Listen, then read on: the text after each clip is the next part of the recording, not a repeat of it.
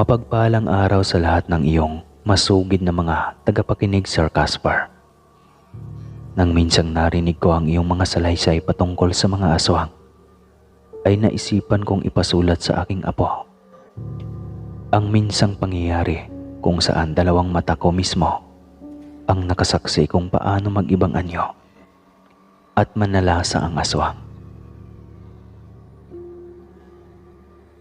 Nasa edad 83 na ako ngayon at ang pangyayaring ito ay nangyari noong 28 anyos pa lamang ako. Taong 1967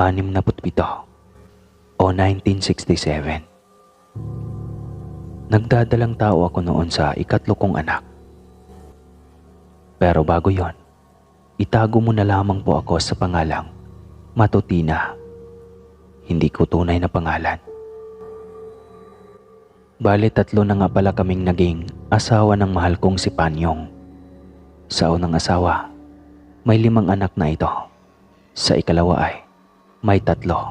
At sa akin, dahil ako ang pangatlong asawa ay may 2 anak na ako at binubuntis na rin ang pangatlo. Dahil nga 3 na kami ay inakala ko na hindi na magdadagdag pa ng asawa ang mahal kong si Panyong. Subalit nagulat na lang kami ng 2 kong karibal na may bago na naman itong ipinatayong kubo. Iyon pala ay may bago na naman siyang ibabahay. Wala naman kaming reklamo rito dahil lahat naman ng pangangailangan namin at ng aming mga anak ay ibinibigay naman ito. Iyon nga lang ay hati kami sa oras at atensyon nito. Minsan, parang gusto ko na ring pagsisihan kung bakit pa ako pumayag na maging asawa nito. Gayong alam ko naman na may ibinabahay na itong 2 babae at may mga supling na. Masyado akong nabulag sa pagmamahal ko sa kanya. Kakaiba rin kasi ito pagdating sa kama. Lalong-lalo na ang malaking taglay nitong kargada. Hinding-hindi mo na naising maghanap pa ng iba. Nang inuwi na ni Panyong sa bagong gawang kubo ang babae ay tila wala na itong panahon sa amin. Matiran lang kami ng pera at pagkain ay okay na. Kung minsan nga ay hindi na rin ito nag-aabalang tignan man lang ang kanyang mga anak. Siyempre, asawa pa rin ako kaya naghahanap pa rin ako ng kanyang atensyon. Sa edad na 28, hindi naman siguro mali kung ang mainit niyang haplos ay inaasam-asam ko pa din. Kung minsan nga ay nakakaramdam ako ng selos sa tuwing makikita ang bagong ibinabahay ni Panyong. Dahil ba sobrang bata nito, kaya hindi na kami nabigyan pa ng atensyon.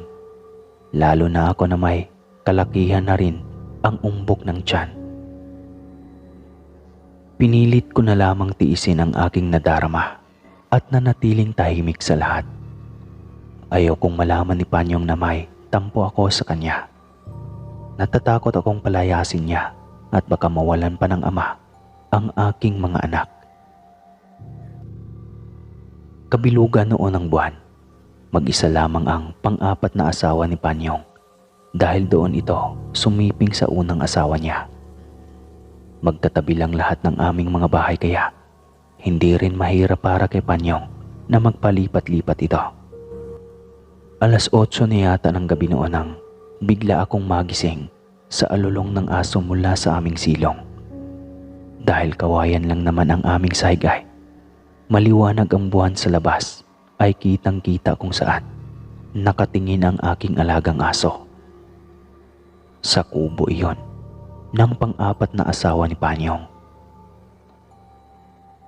Kahit ganoong masama ang loob ko sa babae dahil sa atensyon ni Panyong na halos nasa kanya na lahat ay nakaramdam pa rin ako ng pag-aalala. Lalo na at alam ko na mag-isa lang ito sa kanyang kubo. Bigla kong naisip na silipin ng babae sa kanyang kubo. Ngunit kakasilip ko pa lamang sa butas nang makitang biglang bumukas ang bintana na kaharap sa aking kubo. Tila balisa ang babae at naglalaway at may kung anong bagay na ipinupuna sa kanyang katawan. Pagkatapos ay bigla na lang itong isang malaking panike, kaya natutup ko ang aking bibig. Napagtanto kong aswang ang pang-apat na asawa ni Panyong. Bigla akong nakaramdam ng pangamba para sa aking mga batang maliliit, lalo na sa aking binubuntis. Iba pa naman ang dating nito para sa kanila.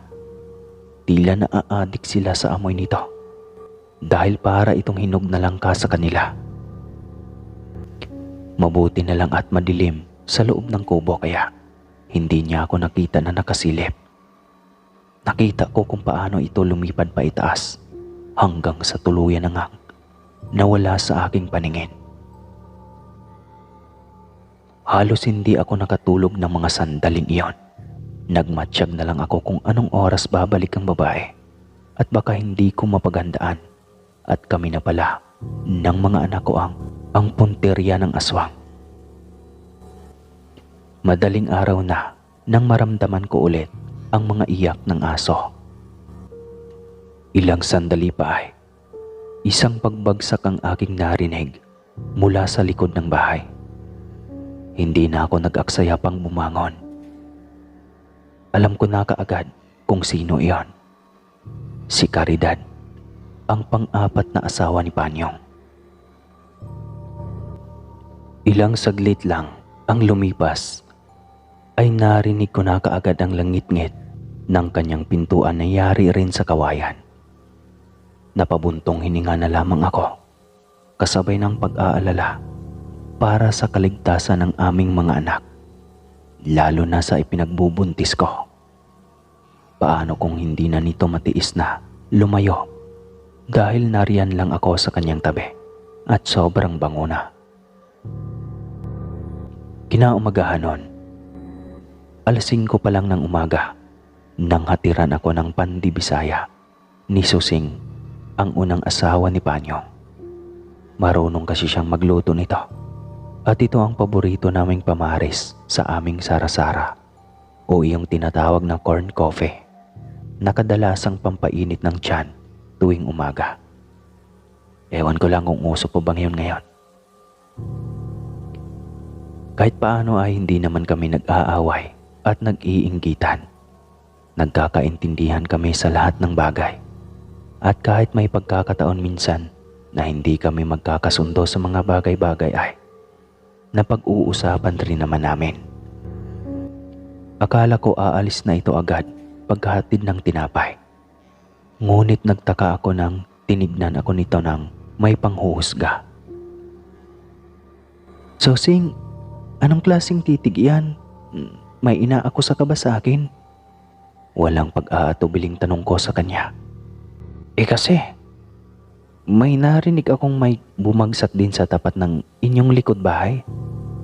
Umiiyak pa nga ang mga alagang aso Uwi ka nito. O tapos, anong kinalaman ko doon? Nagtatakang tanong ko. Matama nitong sinuri ang aking reaksyon. "Hoy Susing, iniisip mo bang aswang ako? Abay sa laki ng tiyan kong ito, makalipad pa ba ako? Parang tanga ka." Naiinis na tanong ko. "Wala akong sinabi ha. Pero itong bago nating karibal kaya?"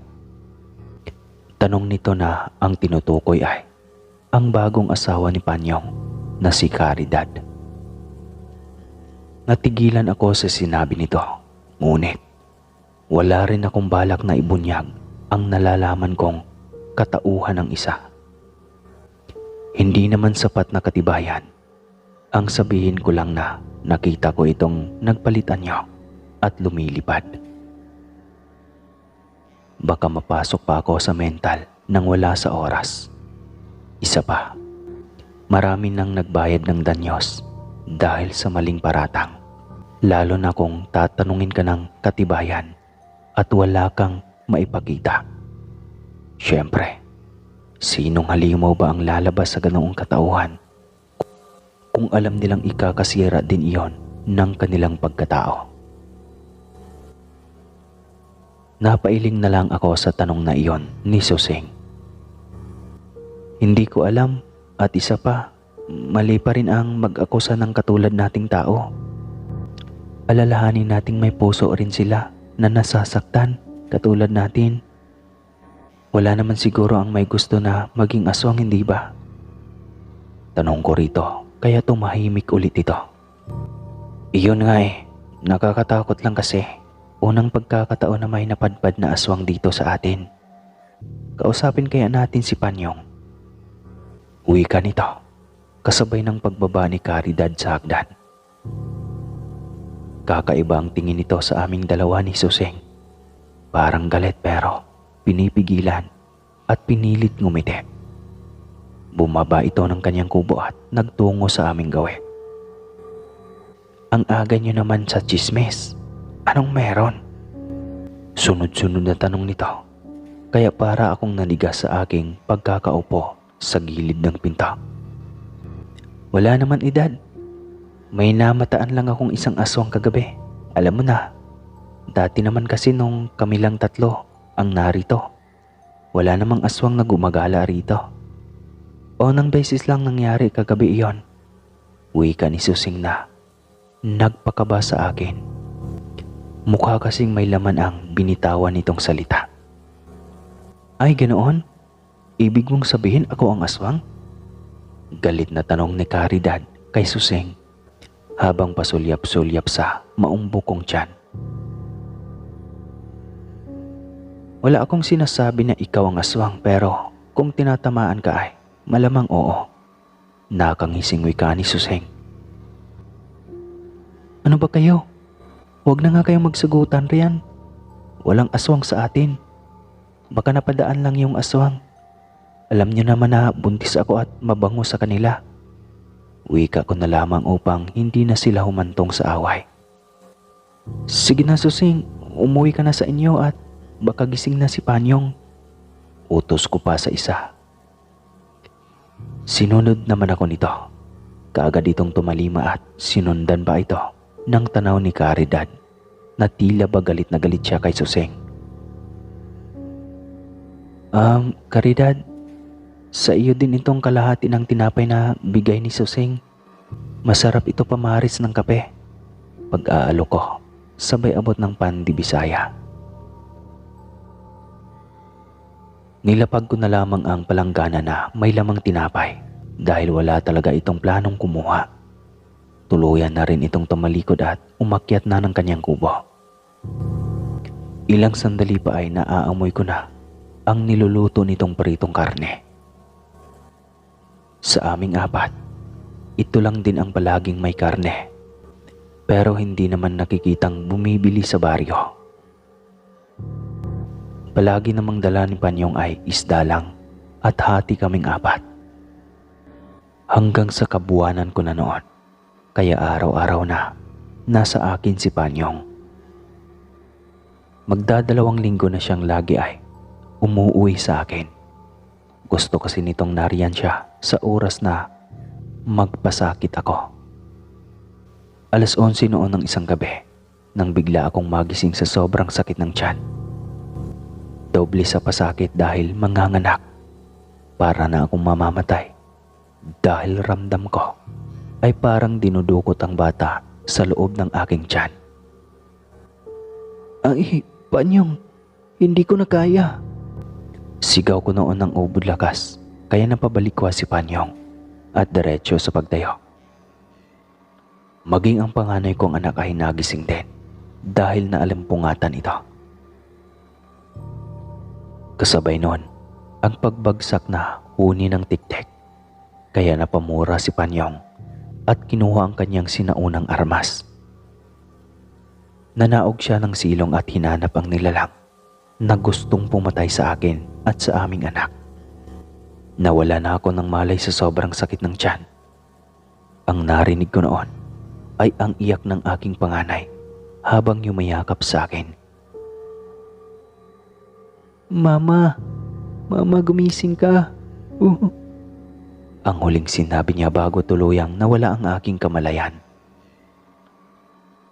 Nagising na lang ako sa malakas na pagtapik ni Panyong sa akin Nang maalala ko lahat, bago ako nawala ng malay ay kinapa ko pa ang aking tiyan. Inakala ko, tuloy na nakaraos na ako. Iyon pala ay nasa sinapupunan ko pa rin ang sanggol. Panyong, anong nangyari? Mahinang tanong ko. Naaswang ka matutina, pero nabaril ko naman siya at natamaan kaya kung hindi siya mamatay sa tama ay malamang nakaratay na rin iyon sa kanyang higaan. Wika ni Panyong. Akala ko nakaraos na ako. Salamat, Panyong. Oo nga pala. Kilala mo ba ang aswang? Patay ideyang tanong ko sa kanya na hindi tumitingin sa kanyang kinaroroonan. Hindi ko kilala, pero nakakasiguro akong sa mga susunod na araw ay makilala ko kung sino man ang aswang na gustong pumatay sa iyo at sa ating anak. Sagot nito sa akin. Tumahimik na lamang ako at hindi nagpakita ng motibo na may hinala na ako kung sino ang aswang na iyon. Ayaw kong nanggaling sa akin ang ideya. Mabuti na ang siya mismo ang makadiscover na aswang ang bago niyang ibinahay. Kinaumagahan ay maaga pa itong pumunta ng baryo para bumili ng ulam. 4 na supot palagi ang binibili nito dahil tig-iisa kaming lahat. Ang huli niyang binigyan ay si Caridad. Nagulat na lang ako nang bigla itong napamura nang umakyat sa bahay kubo ni Caridad. Leche, anong nangyari sa iyo, Edad? Bakit ang dami mong dugo? Narinig kong tanong ni Panyong sa pang-4 niyang asawa. Dahil hindi nakabukas ang bintana sa tapat ng kubo ni Caridad, ay hinay-hinay akong lumapit at sumilip sa maliliit na butas. Hindi ko marinig ang sagot ng babae dahil masyado iyong mahina. Nakita kong inusisa ni Panyong ang parte ng kanyang katawan na may tama ng bala. Magtapat ka, Caridad. Ikaw ba ang aswang? Tanong ni Panyong. Pero mabilis na umiling si Caridad. Ngunit kita sa mukha ni Panyong na hindi ito kumbinsido. Alam nito na nagsinungaling ang kaharap. Tila nabunutan ako ng tinik dahil ramdam ko na may binabalak na gawin si Panyong sa aswang. Iniwan niya itong nakaratay sa loob ng kubo.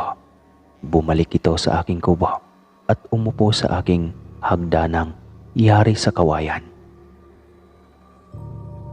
Nag-iisip ito ng malalim kaya tinanong ko kung ano ang nasa isip niya.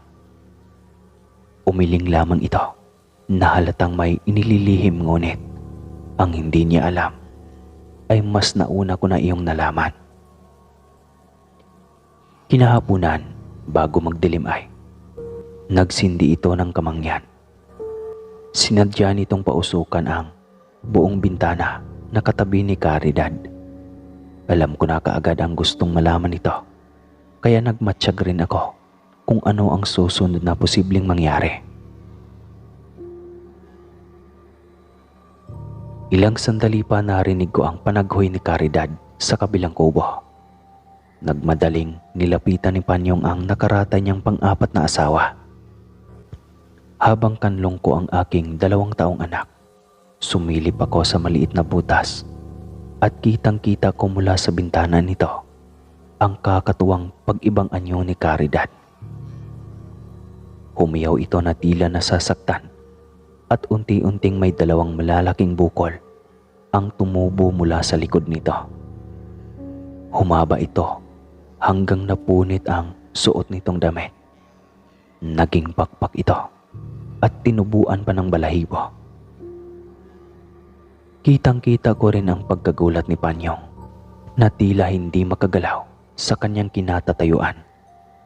Nakita rin ito ang pag-ibang anyo ng kanyang pang-4 na asawa.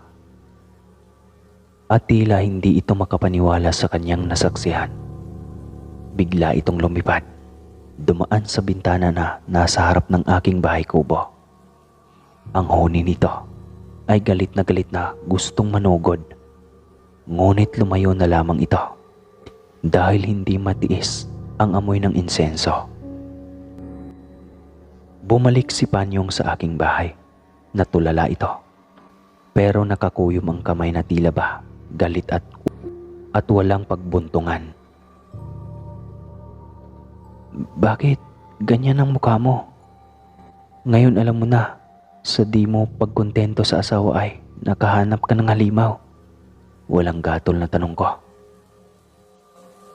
Bakit kasi hindi ka makontento, Panyong? 3 na nga kami naghahati-hati sa oras mo. Dinagdagan mo pa. Walang gatol na panunumbat ko. Dahil sa totoo lang kung alam ko lang na pang-3 asawa na pala ako, ay di sana hindi na lang ako nagpakasal pa.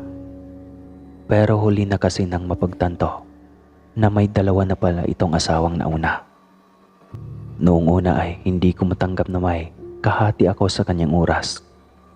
Ngunit nang mabatid kong mababait naman ang 2 naunang asawa niya ay unti-unti ko na ring natatanggap na pang-3 asawa lang talaga ako sa buhay niya. Naging kontento na lang din ako kung ano lang ang kayang ibigay niya at kung ano lang ang panahong nais niyang ilaan sa akin. Ilang araw at buwan ang dumaan ngunit wala nang karidad pa ang nagpakita sa amin. Wala na rin kaming balita pa rito. Wala ring alam si Panyong na kamag-anak nito dahil sa pamilihan niya lamang ito nakilala at nang alokin niyang ibahay ay wala daw itong pagtanggi at kaagad na sumama. At hanggang dito na lang po, Sir Casper. Maraming salamat po sa inyong tagapakinig. Muli po, ako po si Matutina ng Negros. Basta, nice yung pangalan ko, no?